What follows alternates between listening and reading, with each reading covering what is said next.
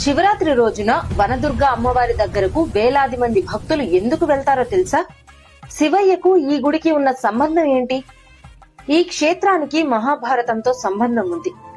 పరీక్షిత్ మహారాజు ఒక ఋషిని అవమానించగా పాము కాటుకే మరణించుగాక అనే శాపం పొందాడు. అలాగే ఆ రాజు పాము కాటుతో మరణించాడు. తండ్రి మరణంతో మండిపోయిన రాజకుమారుడు జనమేజయుడు ప్రపంచంలోని నాగులను నాశనం చేయడానికి సర్పయాగం ప్రారంభించాడు. ఆకాశం నుంచి పాములు అగ్నిలో పడిపోతుంటే సృష్టి సమతుల్యం కూలిపోతుంది. అప్పుడు దేవతలు పరమశివుణ్ణి ప్రార్థించారు. అప్పుడు శివుని తలపై ఉన్న గంగాదేవి మంజీరా నదిగా మారి 7 ప్రవాహాలుగా విడిపోయి యజ్ఞాగ్నిని ఆర్పివేసింది. అందుకే ఈ ప్రదేశం పేరు ఏడుపాయలుగా ప్రసిద్ధి చెందింది. అందుకే ఇక్కడ శివుడు మరియు ఆదిశక్తులు వేరుకావని భక్తుల విశ్వాసం.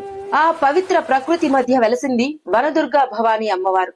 ఇక్కడ ఆ 7 ప్రవాహాలు అమ్మవారి పాదాలను తాకుతూ ప్రవహిస్తాయి. ఈ క్షేత్ర దర్శనం పాప విమోచనం, దైవానుభవం అని భక్తులు నమ్ముతారు.